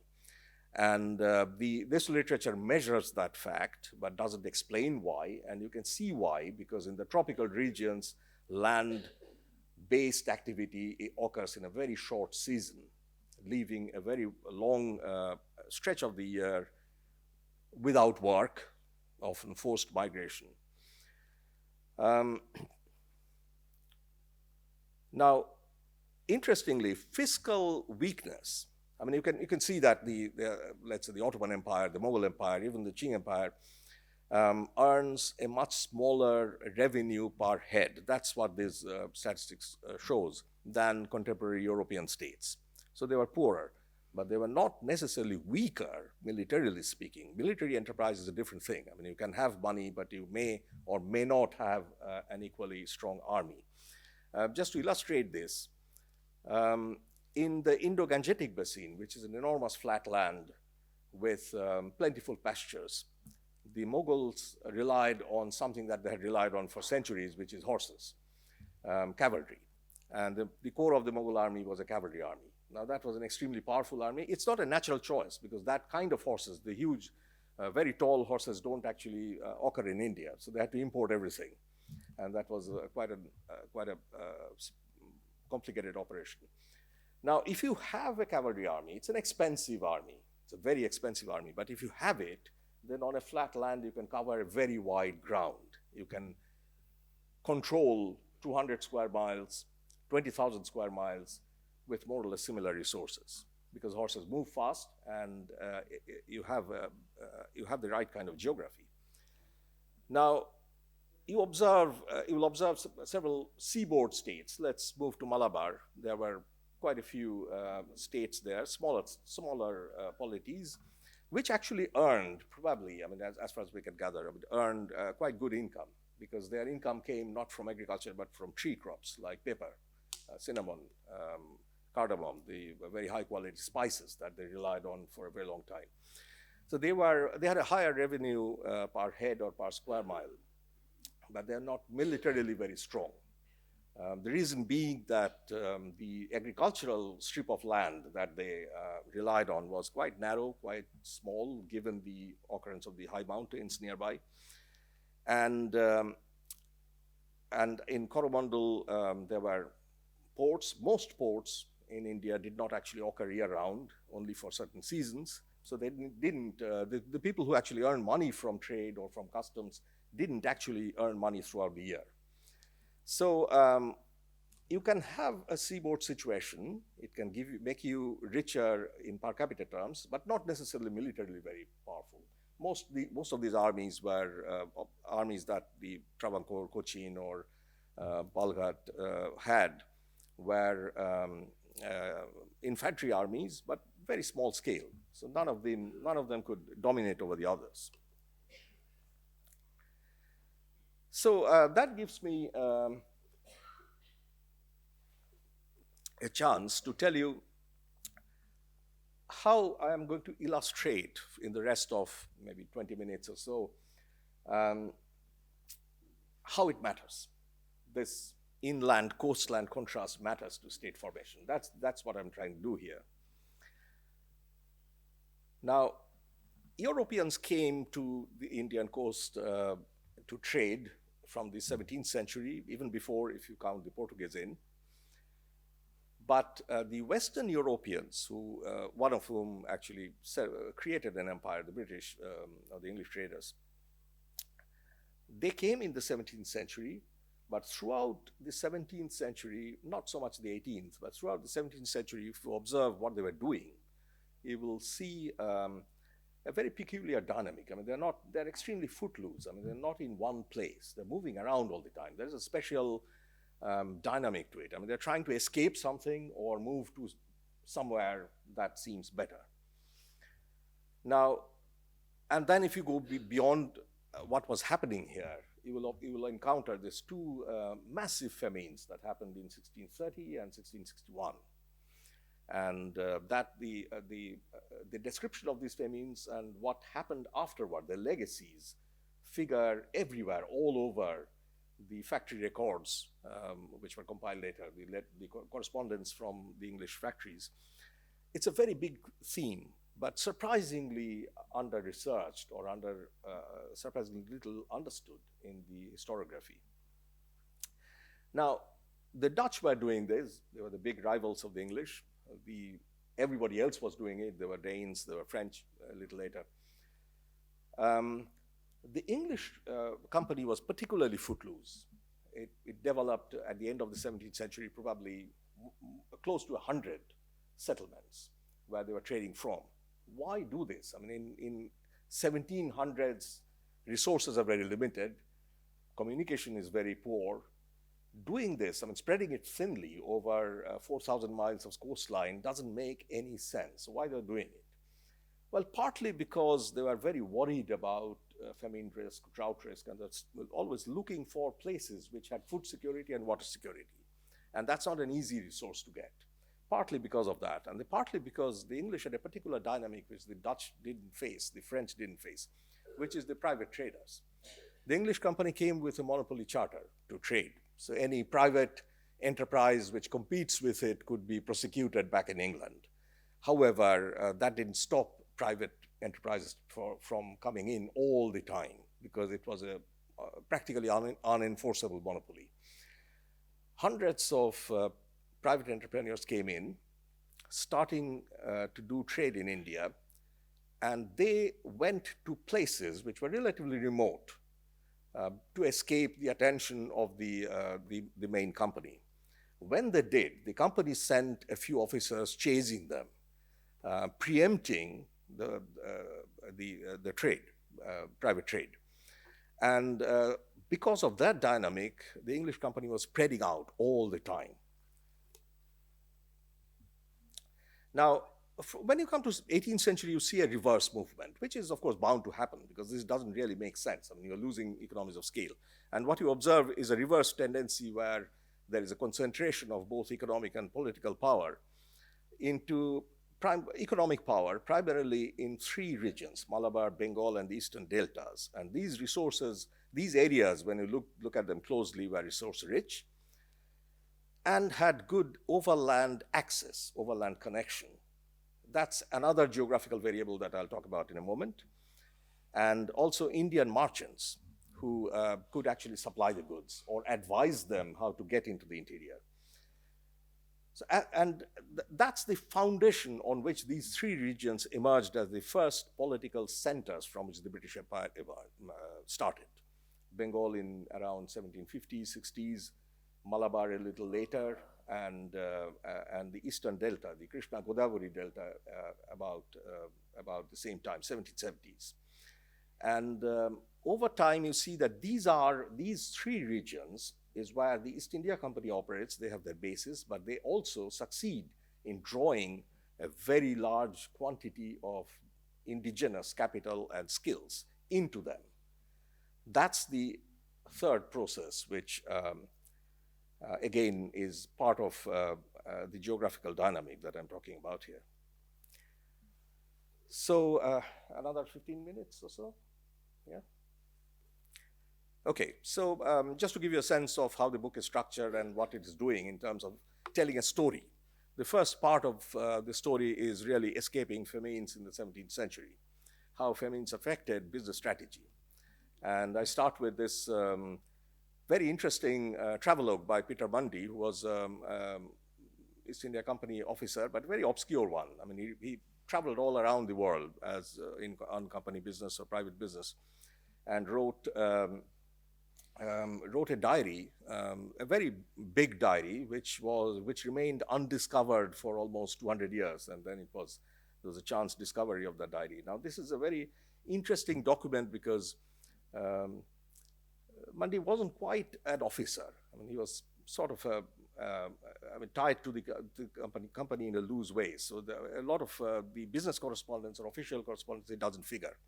So he looked at this world with an outsider's point of view. So he doesn't figure in the factory records, but his book is about the factory, the English factory and English enterprise. So it's a somewhat of an independent testimony. And Mundy was writing around 1630 when a massive famine had broken out in Western India, in Gujarat. Exactly where, we don't know. But the ripple effect of that famine were extremely powerful. It reached the most important base from which the Europeans operated, which is Surat port, Surat city. Now, Mundy was asked by his bosses that he would accompany a group of people to Agra, to the Mughal capital of the time. In 1630, they set off. They didn't really have a very clear idea about the route, the geography, the regions through which they will go.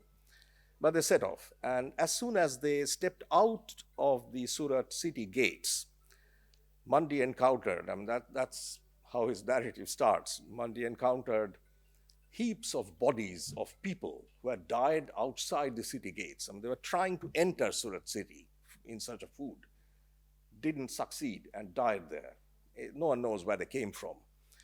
The party set off, and every few miles, it's a big party, of course. I mean, everybody traveled in groups. Every few miles, they had to stop because they were stopped by people wandering around, and they were potential targets of attack. So they had to stop. They had to defend themselves and then set off again. In the nights, they had to be very careful that they don't get attacked and killed by hungry people. So this happened almost for 300 miles until they reached Burhanpur, and then things started to get better. Now, that's the famine. But following that, in the 1640s, 50s, when you read factory records, you begin to see that there is a real worry among, I mean, the people who actually operated the Surat factory didn't die. Some of them died, but they probably died of disease. Related to famines, but not from starvation. There was no starvation there. Surat was stressed because many artisans who were supplying goods to the factory had died, or if you wanted to get goods made, then have to feed them. So that was challenging. That was extremely challenging. But still, Surat survived. The factory officers mostly survived. But the worry about the famine was pervading in documentation all through. The result of that was quite chaotic, sometimes unplanned, sometimes experimental, but essentially they were expanding. They were expanding spatially, not really investing a lot more, but looking for places which were safe to operate from. Ending in 3 areas which had relatively cheap provisions. The word food, provisions, supplies figure extremely frequently, very frequently in the factory records of that time, of those 20 years or so. Now, in 1661, famine struck again, the same region, but also extending into central India and then extending into Masulipatam, which is on the eastern coast. The reason being, again, a series of crop failures like in 1630, but in addition to that was the battle for Mughal succession, which was happening in central India. The most consequential battles were happening in central India, and that disrupted trade on a very wide front. Once again, the factory records show an awareness that this is a risk we have to live with, and we don't know how. There is a growing awareness of the climatic conditions under which the Europeans operated in India. There was an accent on diversification, which would reduce risk to lives. And there was also an awareness that Surat and Masulipatam, the 2 ports which belong to territorial states where they had permission to operate from, are not the safest places. And the 1661 showed that very clearly. They were not safe places, not only because they were struck by famines, they were in the great dry Deccan Plateau area, but also because the local states, if there was some problem on negotiation, commercial negotiation, then they would blockade food supplies and sometimes water supplies. So there was this diversification, moving into different places. But in the 18th century, you begin to see another dynamic, which is, of course, I mean, you can find safe places with plentiful food, plentiful water, settle down there, but that's not necessarily great for trade. So in the 18th century, the factory records then moved to the other preoccupation. Which places among these 100 are really sustainable, where you can concentrate energy on? And there was an accent on connections, not so much alliances in a political sense, but connections. I mean, how do you access the interior in a safe way and so that you get goods? There was an accent on inland merchants. Where are these people? And which of these places can give you an access to the internal commercial system? There was much more negotiation on the inland magnates. And that kind of ended with 2 things. One is a knowledge of routes. And there are, of course, interior routes everywhere, but they're not equally cheap. Riparian routes are cheaper. That's the cheapest form of trade, if you can move goods over water. Only Bengal had that.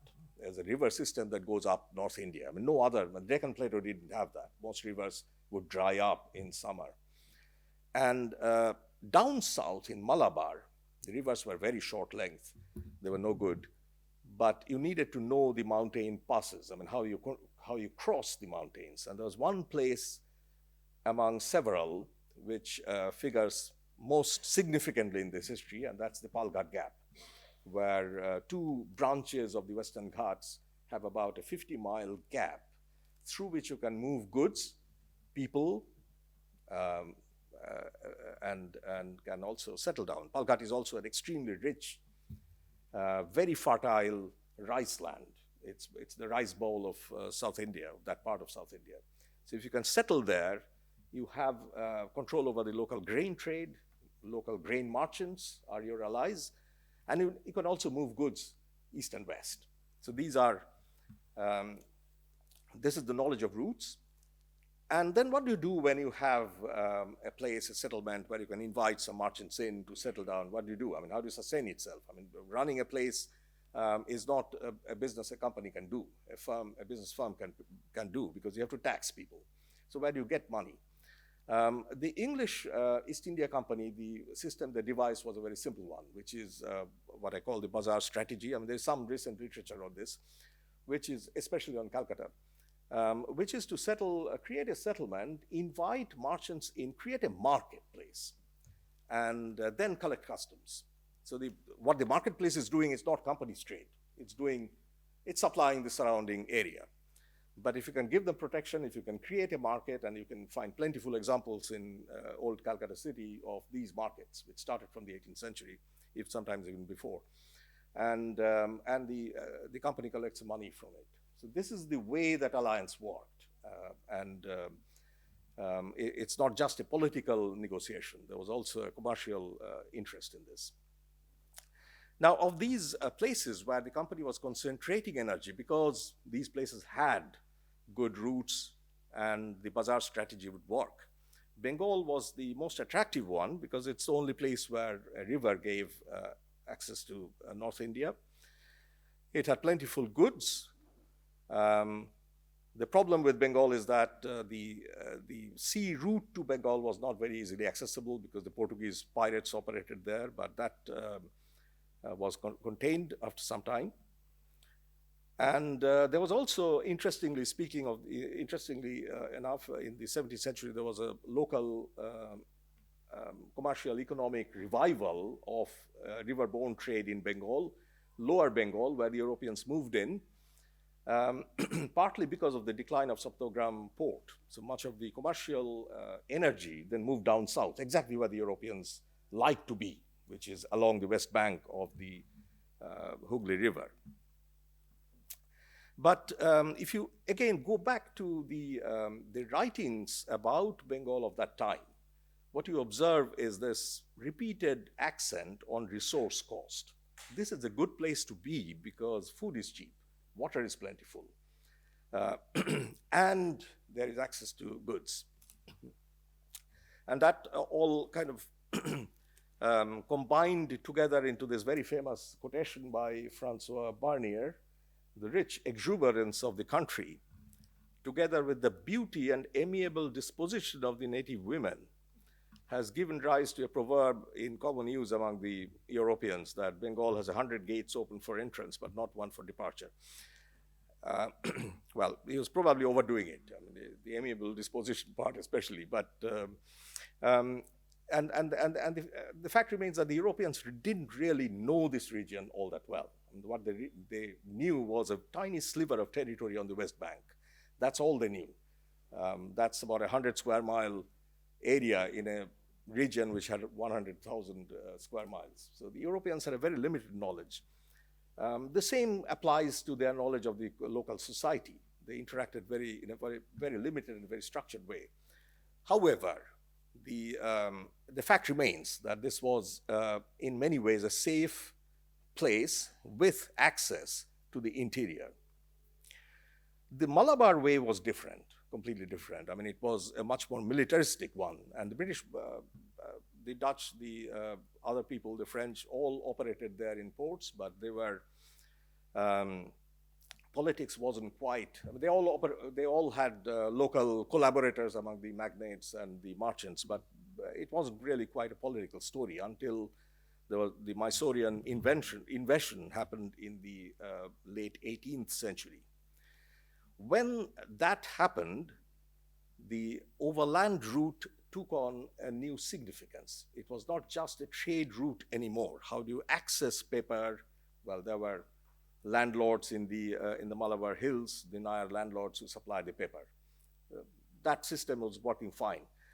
But when conflict began with Hyder Ali and Tipu Sultan, then these routes had a different significance. Palghat Gap took on a new significance, and here you have a picture of the Palghat fort. Hyder Ali in the 1770s had understood perfectly why Palghat mattered. It's an access point between eastern coast and western coast. it controls that conduit. And not only that, it's a rich rice region. So if you have a town there, then you can sustain yourself and do trade. So you build this fort. Let's control Palghar Gap. And what you have, I'm cutting a long story short, I mean, what you have in the subsequent conflict is exactly a concentrated effort to take over control of the Palghar Gap. The British succeeded in that effort, not the French, the friend of the Mysorean powers, not Mysore. Mysore lost control. And the reason the British succeeded was, again, something else that I have talked about before, which is the bazaar strategy. I mean, they were trying to create functioning marketplaces wherever they went. And in Palghar, that strategy succeeded dramatically, eventually delivering control of that region to the British. In the eastern deltas was a very different story because it was neither a resource-rich region, the Krishna-Godavari delta. It had plentiful food and water, but little goods for trade. But the eastern region, the British understood because a lot of private traders would move there because it was a relatively ungoverned area. The company knew about the region from the activity of the private trade. So when Nizam offered a deal, give us protection and we'll give you control of this land, the company took it because they had a reasonably good understanding of the potentials of that place. They didn't do much trade from there. So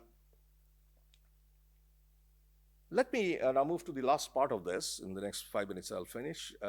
So what you have here, especially in the third part, as a follow-up of all this, is that you have concentrated effort in 3 regions.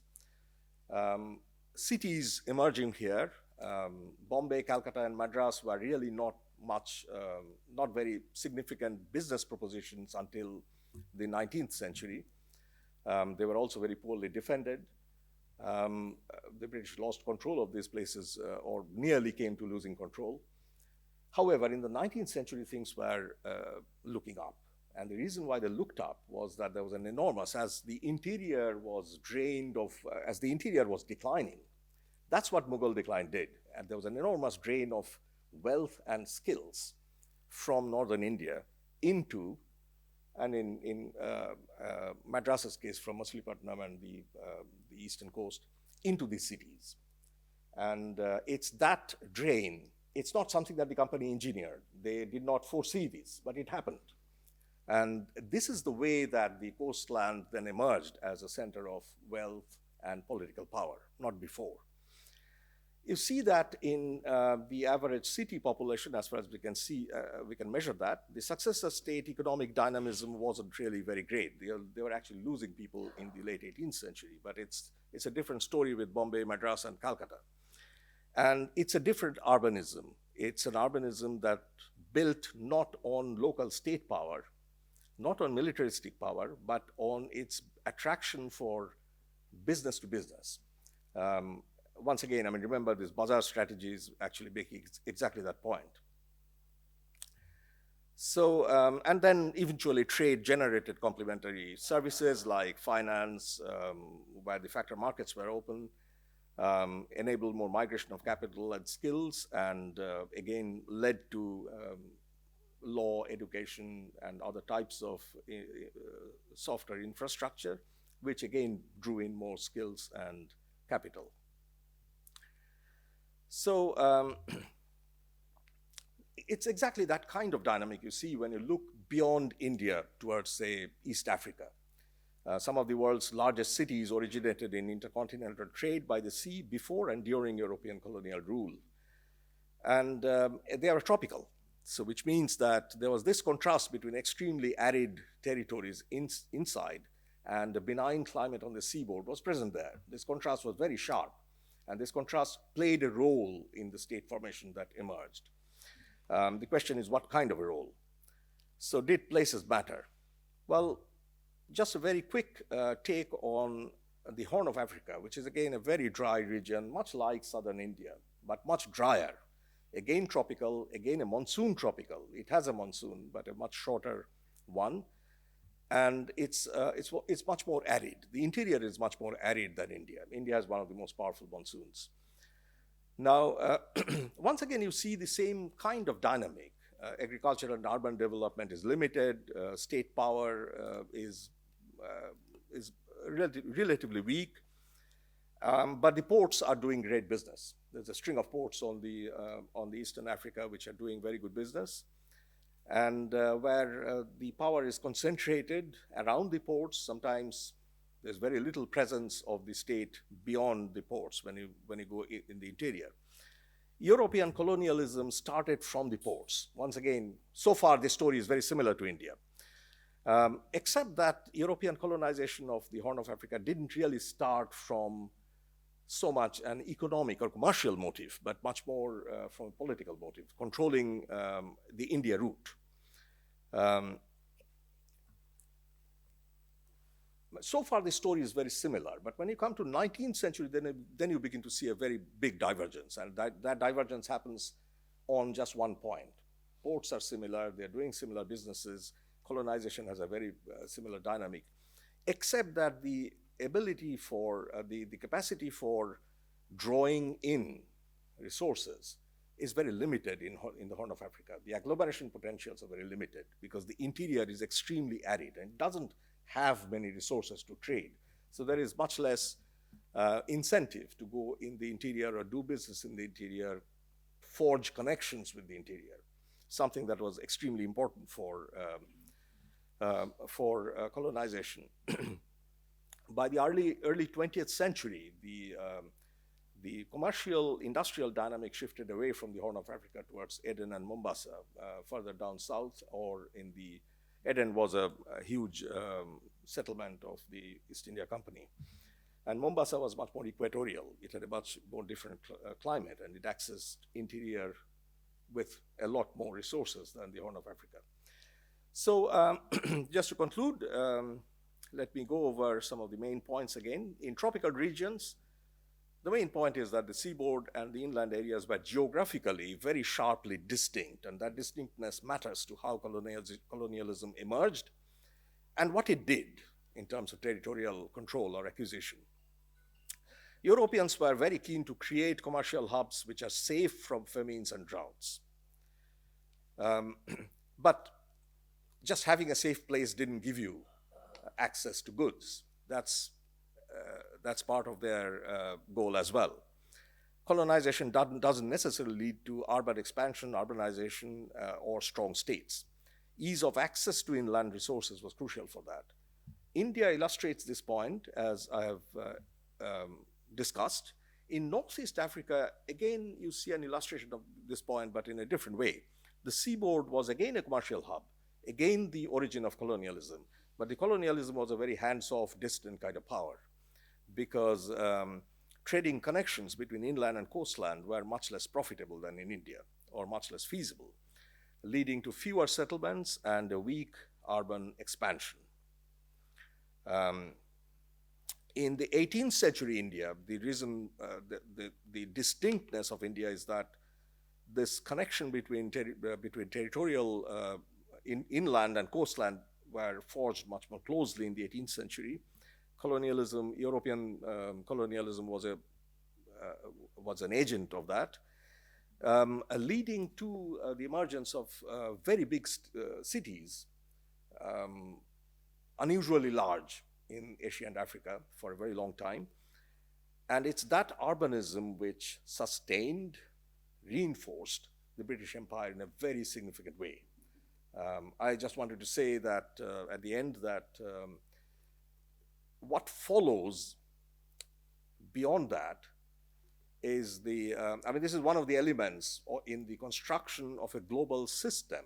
The cities were part of that, but the construction of a global system of trade, exchange, and financial and fiscal control, which is what Professor Sen's work was trying to understand, and many other people who have shared an interest in this fully mature colonialism tries to understand. But what my interest in this case has been is what led up to there. Thank you.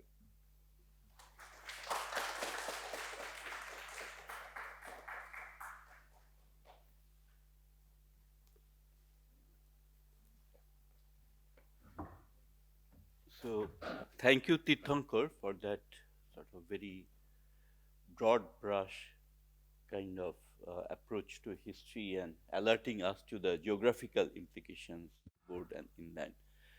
I think we can take a few questions. If you have some questions, then uh,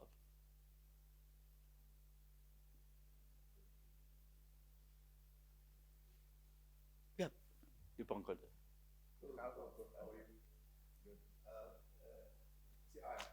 This was very interesting, of course. Still, I have a very general, you might say theoretical question in this context. The approach that you're taking, um, are you talking about the impact of colonial ambitions on the geography of a place, or about the way geography can also affect how colonialism develops? I'll tell you why I'm thinking this way. Very recently, I was reading a book. You as a historian, you might be familiar with this. A book by Tim Marshall, Prisoners of Geography, which tries to explain the in fact, world politics start on the basis of the geography of regions. It is in that context that I was thinking, what is the exact, I mean, from what you said, I thought, I may not have understood you completely, but I thought what you were trying to tell us was the way the colonial rulers, the British in particular, found it convenient to build up the geography of the colonies, in India as well, in Africa as well, because, as you said, that was mainly in connection with the routes to India and other places. Just a bit. Yeah, no, I think that's an excellent question, and also a chance to restate the emphasis in a slightly different way. Right. I think the two options that you gave, I'm clearly for the second one. Geography shapes colonial. Right, that's what I thought you would. Yeah, Yes. I mean, colonial ambition wasn't a ready-made thing. In the 17th century, if you say, if you ask a British merchant in India, what is it you are doing? You won't hear politics. That continues for a very long time. So, in some sense, colonial ambition is an afterthought. We are here, we have power, let's use it. But how do you get there? And in that process, special strategy, decision, concentrate energies on certain places, decision to ally with Indian marches, decision to understand local routes, decision to escape the means, and all of these are partly geographical, commercial decisions. And it's sometime in the 18th century they come together. And that's when colonialism starts. But this long 150 years peace has nothing, no politics. Politics is not the center part. So in a way, I'm trying to understand the origin of colonialism in terms of several variables which are not political at all, but they kind of come together. They create a conjunction, and then you have huge political ramifications. So the geography lay at the root and is the source. I wouldn't go so far as that, but I think it's one of the variables that is underestimated in this scholarship. I mean, we know who is aligning with whom. That's something that we know from correspondence. We don't see what kind of anxieties that it's creating. And I'm trying to bring that in. Is there a question? Okay, I'm not an economics person, but I found it fascinating and very compelling, your arguments. At one point, which you made at the beginning, was from 1688 to 18 something, the British built up a huge, strong armament, the navy. Was that a random event or was it a clear cut? They understood the significance of it. That's a very good question. I think they understood the significance of it in terms of European warfare. They didn't quite understand it as a global Because it was source. a glorious revolution, 1688. Yes. So William of Orange came over, Yeah. and something happened then. Absolutely. I think the long experience of fighting Portuguese and Spain and Portugal and Spain and also intra-European warfare, all that kind of added up to a certain synergy between fiscal policy and military policy. That probably happened in many places, but in British case, it happened in a very dramatic and very significant way. However, the real test of that was the Napoleonic Wars, so quite a later phenomenon.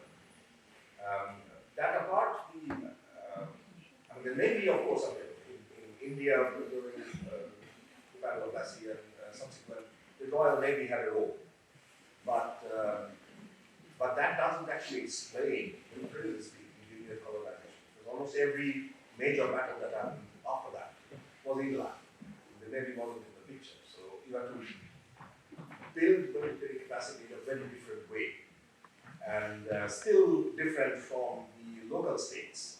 So it's that enterprise which had something distinct, and one of the distinct things was how you raise resources from within the land. Even when you don't control the peasants or don't have a lot of agricultural land, or it doesn't give you much. This decision to tax merchants, but also give them something back, had something to do with this commercial, economic, and political strategy. Did it have something to do with piracy? The British were very good at piracy. And indeed, yes.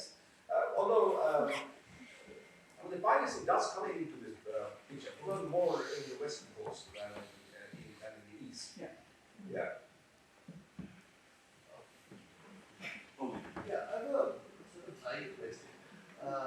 If we go back before the Europeans came, I was wondering why geography didn't play a role. Why was the center of power in a great region like Delhi, for example? Did geography play any role in state formation before the colonists came? Absolutely. I think the strongest states in that time you will find in the Indo-Pacific Basin, because it had a fairly large area which were fertile agriculture. Intensive agriculture happens there. And the reason is that you have the snowmelt rivers which carry water throughout the year. So if you look at it anywhere close to that, you can draw a channel, and of course the states are trying to do that all the time. In Punjab, there are examples of major canal systems created by the pre-Mughal states. And similarly, evidence of embankments, canals, step wells, storages, dams, everywhere, all over northern India. But that's a particular environment where you can actually recycle a lot of water to do intensive cultivation. You cannot do that in the development. You cannot do that in the center. Because, not because it's necessarily more dry, but because it doesn't have access to this perennial river water. And the dry season is really dry. It dries up even such mighty rivers as Godavari and Krishna. My question also may be a little bit naive. If we transpose your thesis or argument to modern times of today, do you think it would be sort of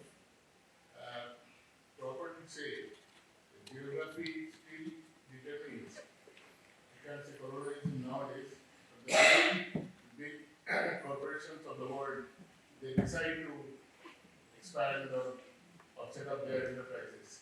Do you think it's valid even today that geography influences that?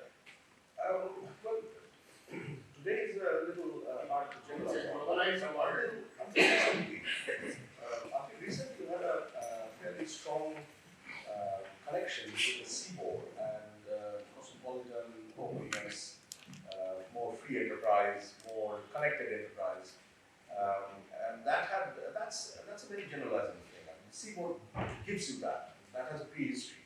That people who live in the cities on the coast are more open to the outside world, and they have a kind of collective memory of doing trade with the outside world. So that reflects back on policy, on culture, on education, on skill formation, on business.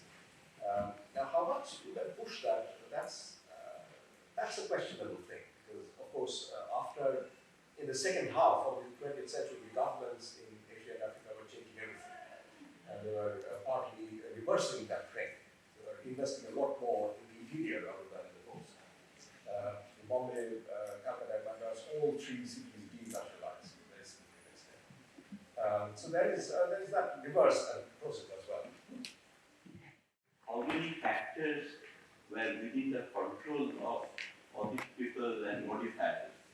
You know, if we talk of geography today, I think today many other ways we can bypass some of these. But I wanted to ask you one thing. Of course, at least one question. I think one of the questions which is repeatedly coming up is that when did all this become a sort of a conscious enterprise? I mean, in the sense that is it that you are just it's a path dependent thing, something happens and then something else happens, and you get caught up in that, finally you suddenly have an empire. It just struck me that perhaps the Mughals were much more aware of what they were doing from the very beginning than the Europeans. Do you think that makes any sense? Mughals are a little, I mean, they were somewhat distant from the dynamics that's happening on the seaboard. But certainly, let's say states like Bengal, I mean, Ali Wordi Khan was very aware of what the British were, what kind of potentials the British represented. I mean, he was still the ruler, and he was quite a powerful ruler, very busy fighting the Marathas, but still he was ruling Bengal. But the East India Company was operating in Calcutta and a few places which were quite distant from Murshidabad or the state capital. However, Ali Wordi Khan had a very clear vision of how dangerous these people are and the future within 20 or 30 years. He didn't articulate it so clearly, but from what he said, he knew that there is a big transition happening. So there is clearly an awareness, but already by then the divergence within the older, the ancient regimes and these new types of states which are emerging through taxing trade, through settlements on the seaboard, were beginning to become quite stark. And one was clearly not doing well because they were spending too much resources fighting with each other. The other one was emerging and consolidating. We will take one more question. Anybody would like to ask something? Yeah, please. Something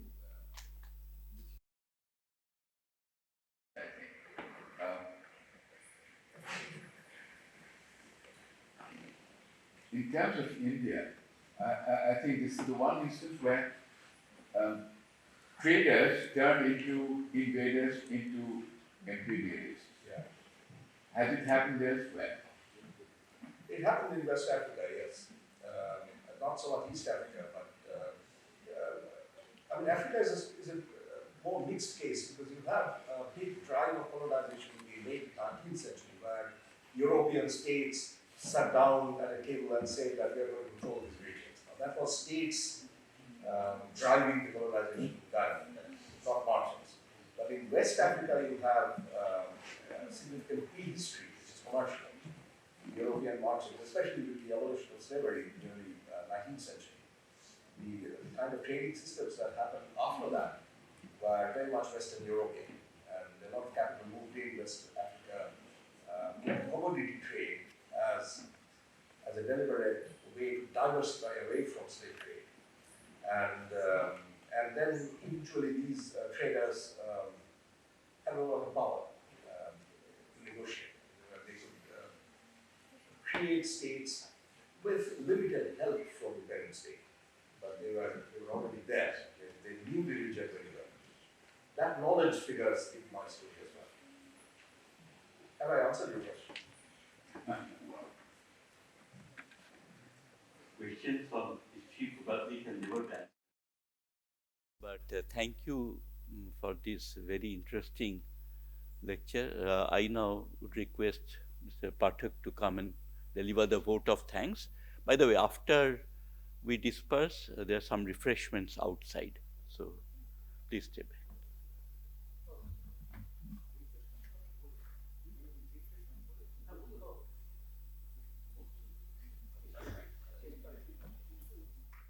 স্যারের অনুমতি নিয়ে বাংলাতে বলবো।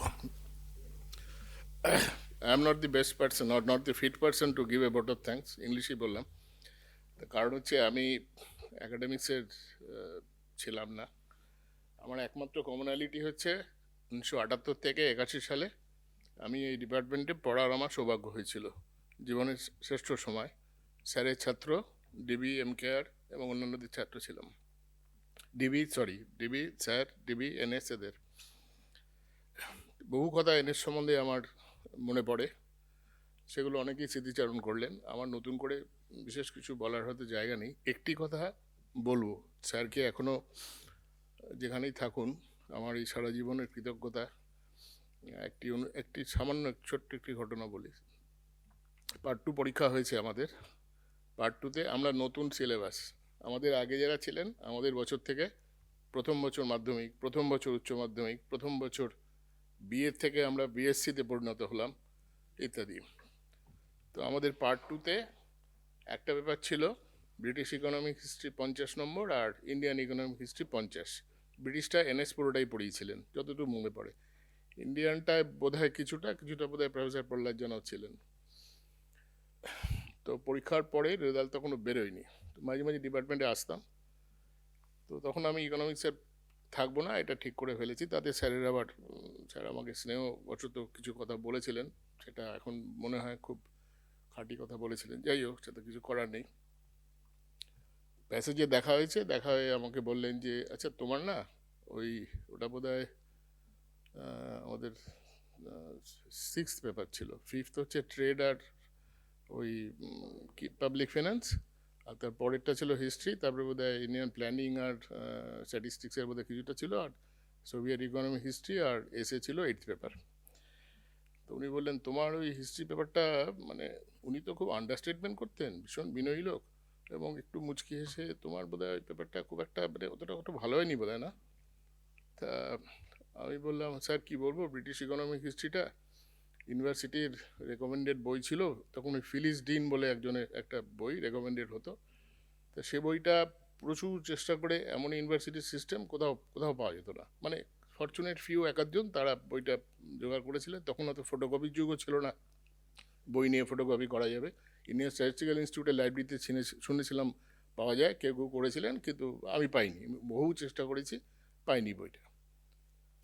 তো আমি তখন খুব রাগটা হয়ে এরিক হবসবামের একটা ইন্ডাস্ট্রিয়াল এম্পায়ার বলে একটা বই ছিল, তো সেটা আমার পড়তে খুব বই হিসাবে খুব ভালো লাগতো। তো আমি সেখান থেকে ইন্ডাস্ট্রিয়াল রেভলিউশন ছিল আমাদের ব্রিটিশ ইকোনমিক হিস্ট্রির সিলেবাসটা, এসেন্সিয়ালি ইন্ডাস্ট্রিয়াল রেভলিউশন। ওটা পড়েছিলাম, পড়ে খুব ভালো লাগতো। ওটা যতটুকু পেরেছিলাম ওটার থেকে।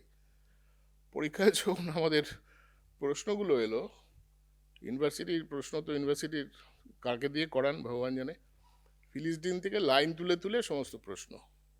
তা আমি তো একদম পুরো বোল্ড আউটের মতো হয়ে গেলাম। তো তার মধ্যে ওই 3টে প্রশ্ন উত্তর করতে হতো, তাতে একটা দুটো করে টোরে কোনো রকমে হলো। ইন্ডিয়ান হিস্ট্রিটা একরকম হলো টলো, তো ভালো হয়নি, বুঝতেই পারলাম। স্যারের কাছে, স্যার তো জানার কথা নয়, স্যার কী করে জানলেন? খাতাটা দেখেছিলেন স্যার, বোধহয় পুরোটাই, পুরোটাই, খাতা তো ভাগ হতো না, বোধহয় পুরোটাই দেখেছিলেন। এবং আমার একটা বিরাট মানে গুণ ছিল, হাতের লেখাটা ছিল অত্যন্ত খারাপ, এবং সেটা কলেজের প্রফেসররা, স্যার ইনক্লুডেড, হাতের লেখাটা খারাপ হলেও তারা খুব কষ্ট করে যত্ন করে কলেজে দেখতেন খাতাগুলো, করে যা পাওয়ার পেতাম ইত্যাদি।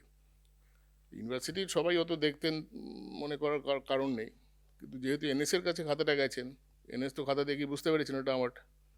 এনএস আমার উত্তরে ধারা দেখেও বুঝতে পেরেছেন যে না, এত খুব ভালো মতো হয়নি। স্নেহ তো নিম্নগামী, সেই জন্যে উনি স্নেহবশত অত ভালো রেজাল্ট না লেখা সত্ত্বেও যা নম্বর দিয়েছিলেন সেটা আমার মনে হয় আমার প্রাপ্য ছিল না আদারওয়াইজ।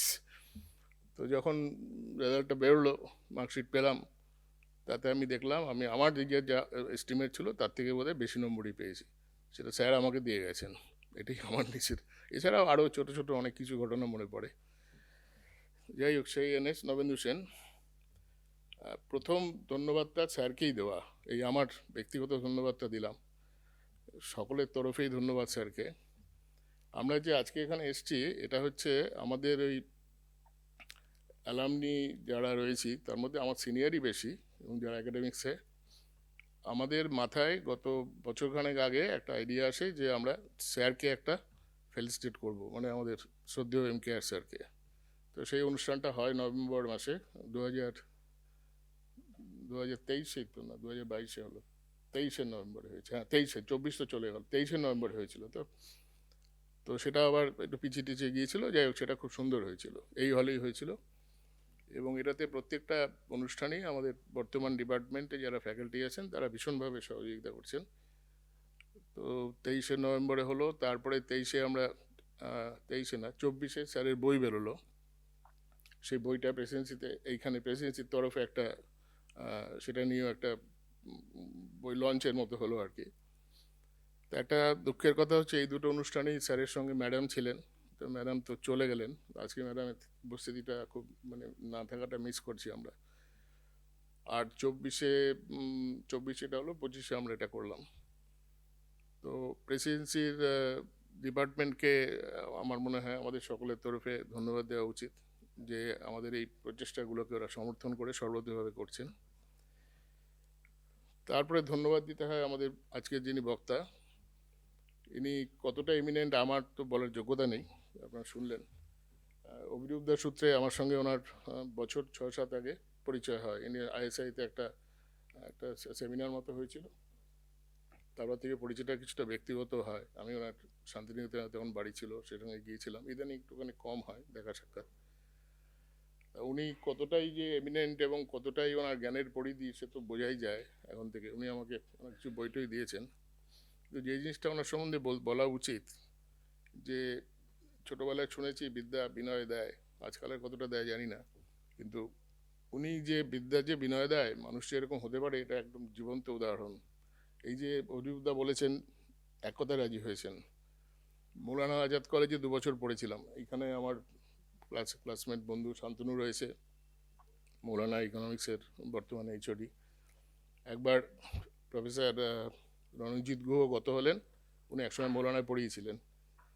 তো আমাদের মনে হলো যে প্রফেসর রণজিৎ গুহ স্মরণে একটা যদি মৌলানাতে কিছু করা যায়, তো তীর্থঙ্করকে রিকোয়েস্ট করলাম, এক কথায় রাজি হয়ে গেলেন। এরকম মানুষ যিনি বললেই রাজি হয়ে যান, সারা পৃথিবীর বিভিন্ন জায়গায় লেকচার দেন, বই বেরোয়, সেমিনারে যান, তিনি এরকমভাবে বলেছেন। আমাদের সকলের তরফ থেকে ডিপার্টমেন্ট অ্যালামনি প্রফেসর তীর্থঙ্কর, আপনার কাছে অসংখ্য ধন্যবাদ। স্যার এখন আমাদের শ্রদ্ধেয় MKR স্যার এখানে রয়েছেন, স্যারের আসাটাই আমাদের কাছে একটা বড় অনার। স্যার বোধহয় শুনতে পাচ্ছেন না, স্যারের তো কান এবং চোখ দুটোতেই সমস্যা। স্যারকে যখন এটা বলা হলো যে এরকম একটা আয়োজন করা হয়েছে, স্যারের বাড়িতে আমি মাঝে মাঝে যাই, এই কয়েকদিন আগে গিয়েছিলাম। তো স্যার বললেন, হ্যাঁ নবেন্দুবাবু, তো আমি নিশ্চয়ই যাব। প্রথমে স্যারকেই অনুরোধ করা হয়েছিল চেয়ার করার, তবে স্যার শারীরিক কারণে, অনিশ্চয়তা ইত্যাদি কারণে স্যার বললেন না আমি চেয়ার করব না, কিন্তু আমি যাব নিশ্চয়ই। তারপরে যদি স্যার ভুলে যান, মনে না থাকে, কদিন আগে গেলাম, তো স্যার বললেন যে হ্যাঁ আমি যাব, যদি না আমার মেয়ের কাছে ব্যাঙ্গালোরে যাই। তো সে সময় মেয়ে ফোন করলেন, বললেন না 10 তারিখের পরেই যাব। তখন স্যার আসবেন, যদি গাড়ির অসুবিধা হয় ব্যবস্থা হবে। এই 2-3 দিন আগে আমি ট্রেনে একটু শান্তিনিকেতনে যাচ্ছিলাম, হঠাৎ ট্রেনে স্যারের ফোন, বললেন যে আচ্ছা নবেন্দুবাবুর লেকচারটা একটু কটার সময় বলো তো। আমি বললাম স্যার 3:30টার সময়, আসবেন তো? স্যার বললেন হ্যাঁ নিশ্চয়ই আসবো। 3:30 বহু আগে এসে গেছেন। স্যার আপনাকে আমাদের সকলের তরফে অজস্র ধন্যবাদ যে আপনি এই প্রত্যেকটাতে আসছেন। সবশেষে ডিপার্টমেন্টের কথা তো বললামই, আমাদের যারা এখানে উপস্থিত আছেন ইনক্লুডিং বর্তমান ছাত্রছাত্রী, আমাদের ছাত্র জীবনের কথা মনে পড়ে, তাদের সকলকেই ধন্যবাদ যে এখানে উপস্থিত হয়ে এটাকে, এটা দিস এ মেমোরেবল অকেশন, এটা রেকর্ডও করা হচ্ছে। আমরা স্যারের ফেলিসিটেশনটা ইউটিউবে তুলেছিলাম, এটাও ইউটিউবে তোলা হবে, তবে লিঙ্কটা পাঠিয়ে দেওয়া হবে, ডিপার্টমেন্টকে পাঠিয়ে দেওয়া হবে, যাদের যাদের ইচ্ছা বা যারা আসতে পারলেন না দেখতে পাবেন।